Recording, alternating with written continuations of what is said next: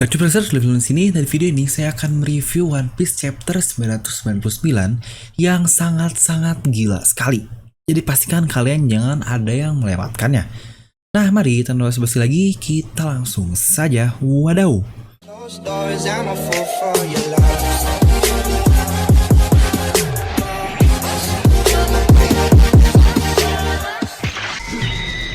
Nah, seperti biasa, sebelum lanjut video ini jangan lupa untuk subscribe dan juga nyalakan bel notifikasinya ya, agar video review Lomil langsung muncul di HP kalian.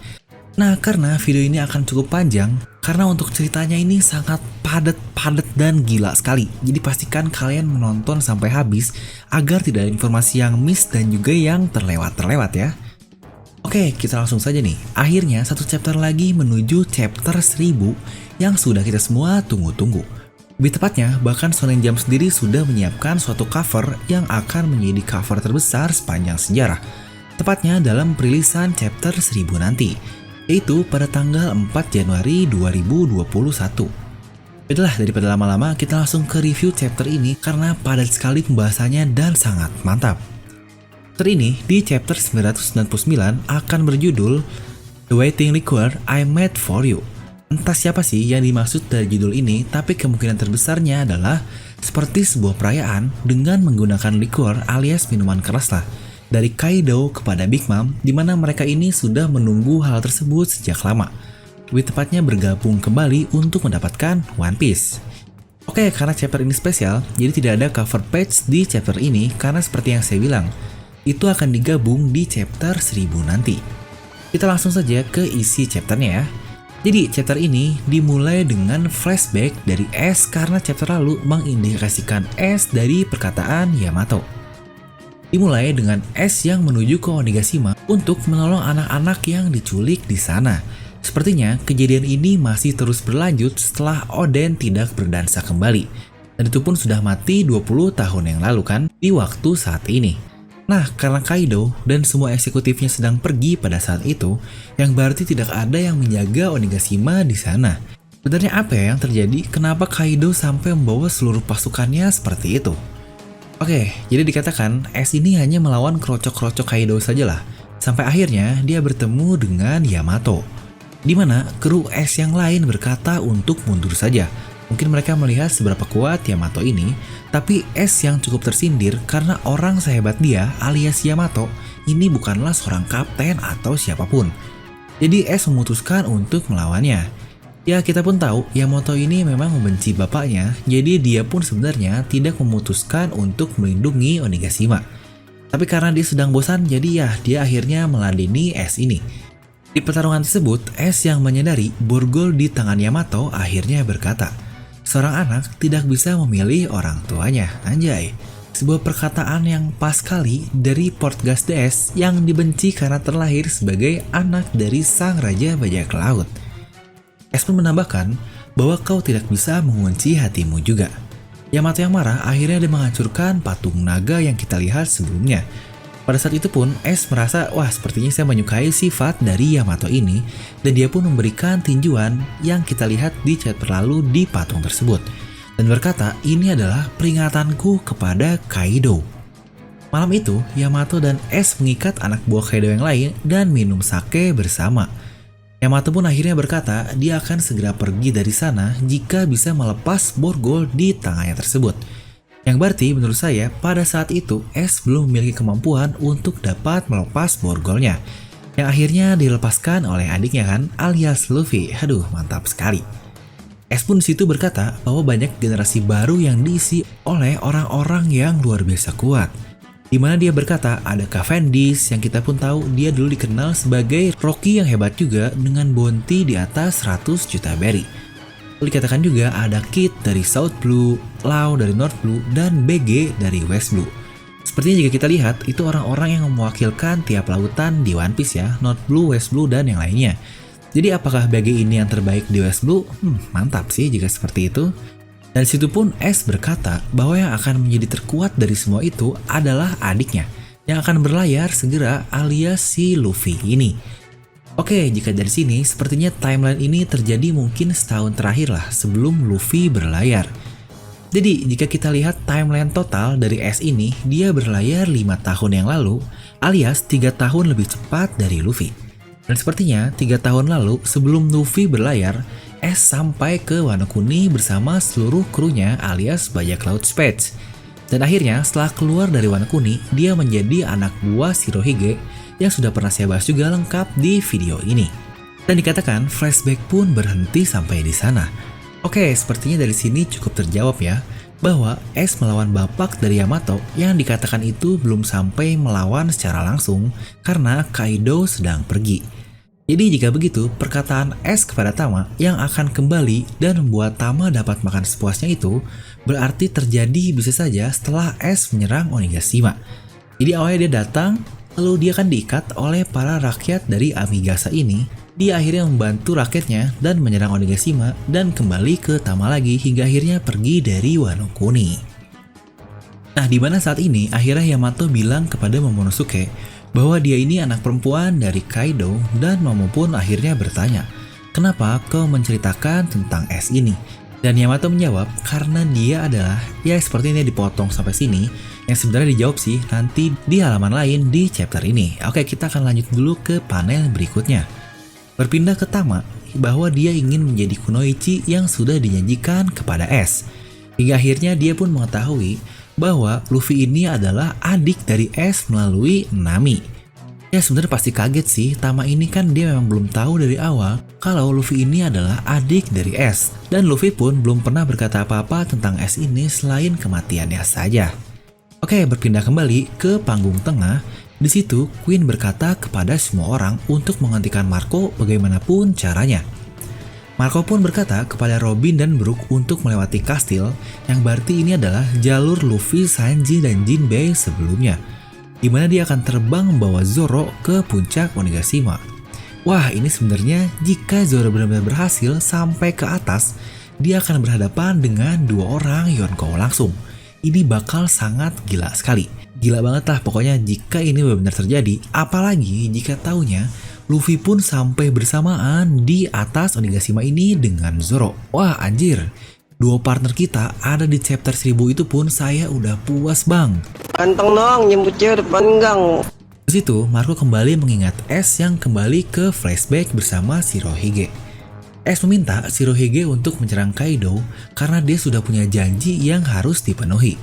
Izo dan Marco akhirnya berkata bahwa mereka pun baru tahu kematian Oden beberapa tahun setelahnya.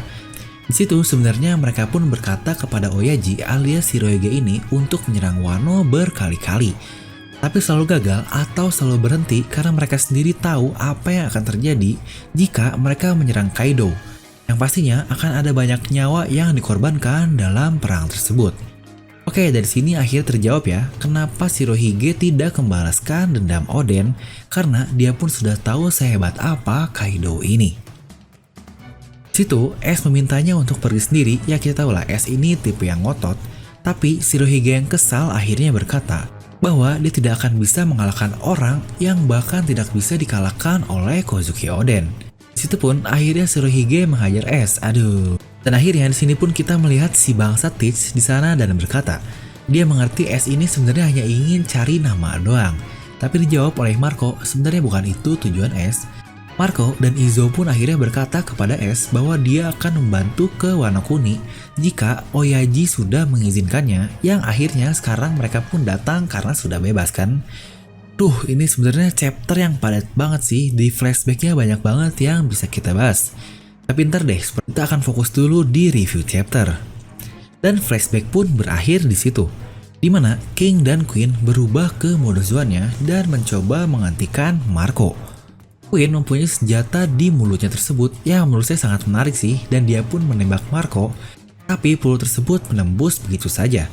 Queen dan King pun berkata bahwa sekarang sudah tidak berguna. Samurai sudah akan mati semua di atas sana, dan setelah Momonosuke mati, perang ini akan berakhir, di mana Marco ini masih memegang Zoro dan menjawab, "Jika kau hanya berpikiran demikian, kau ini sangat naif sekali. Ini bukanlah perang tentang Wano Kuni atau Kozuki lagi, melainkan pembentukan era baru." Wah, ini gila sekali perkataan dari si nanas Marco. Kembali ke Yamato dan Momonosuke. Lanjutan dari perkataan S itu siapa? Di situ dia menjawab, Ace ini adalah anak dari Goldie Roger, orang yang dikagumi Oden, dan saudara angkat alias sworn brother dari Luffy ini. Situ Yamato melanjutkan, dari semua bajak laut yang ada di dunia ini, satu yang kau Momonosuke temukan adalah Luffy. Dan kau membawanya ke Wano Kuni ini. Ini pasti yang namanya peran dari takdir. Dan Luffy pun, ia mempunyai D di dalam namanya. Oke, ini jelas ya akhirnya di spoiler yang sempat salah translate. Setelah itu, Yamato pun mengeluarkan jurnal milik Kozuki Oden. Apakah dia akan menjelaskan arti D ini kepada Momo si bocah? Ini akan menarik sih, jika akhirnya kita mengetahui sedikit arti dari nama D ini. Oke, berpindah ke highlight dari chapter ini, yaitu puncak Onigashima. Big Mom menunggu Luffy dengan Kaido, di mana homiesnya Zeus dan Prometheus sedang restore lah untuk nyawa mereka biar kembali pulih. Di situ pun Big Mom berkata bahwa Kaido boleh membunuh siapapun, tapi kau tidak boleh membunuh Nico Robin. Dan jawaban dari Kaido adalah, bukankah di Kurumo ini ada seorang anak ya dari suku Mata Tiga yang kita pun tahu itu adalah Puding, mantan calon istri Sanji. Nah, apakah dia sudah bisa membaca poneglyph? Oke, ini sepertinya teori yang cukup populer ya dari luar sana tentang suku Mata Tiga yang kekuatannya dapat membaca poneglyph. Walaupun menurut saya itu cukup aneh sih, kenapa ada mata sesuatu yang bisa membaca huruf Ancient? Di mana situ Big Mom menjawab bahwa dia tidak tahu apakah dia bisa membacanya, tapi dia tidak mau menunggu lebih lama lagi untuk hal itu. Dia pun bertanya, mau kau buang kemana nih si Onigashima ini? Dan dijawab akan dilepas di kastil ibu kota bunga simbol Kozuki. Dan Big Mom melanjutkan, apakah Road Poneglyph juga ada di sana? Kaido menjawab, bukankah kau terlalu cepat menunjukkan keinginanmu yang sebenarnya?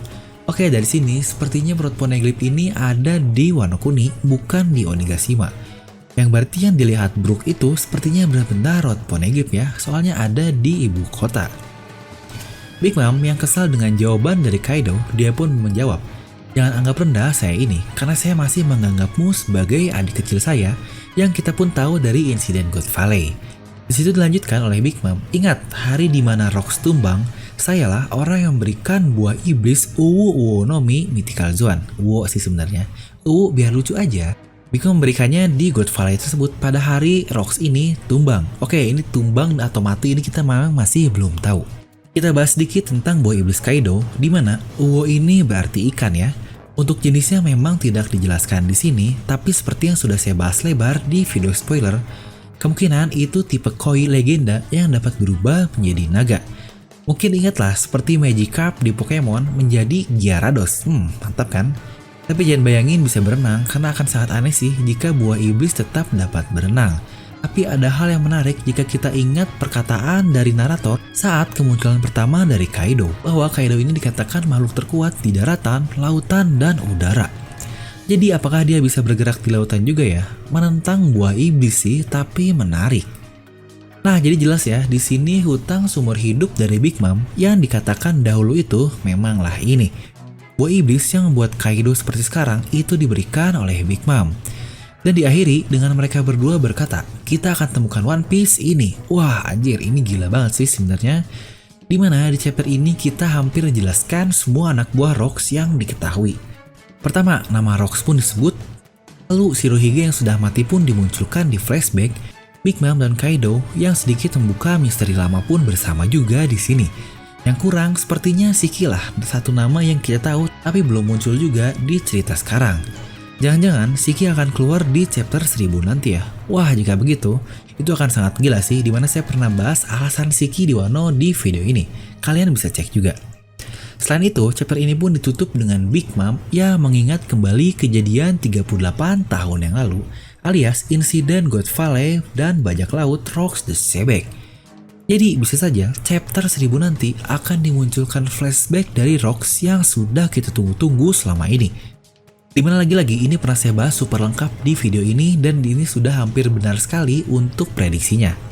Oke, karena ini chapter yang sangat gila dan pembahasannya juga sudah cukup panjang, saya nggak bisa berkata-kata banyak lagi lah. Karena ini benar-benar padat banget ceritanya, dan dapat saya katakan highlight dari chapter ini adalah Portgas DS yang diingat oleh semua orang di chapter ini. Jadi akan saya beri nilai chapter ini adalah 10 dari skala 10. Wah, sempurna banget nggak tuh? Selain chapter 957, ini satu chapter yang sempurna juga menurut saya, dimana saya semakin tidak sabar menunggu chapter 1000 nanti. Dan ingat, minggu depan libur ya, untuk info hari-hari lengkapnya sudah saya bahas di video spoiler.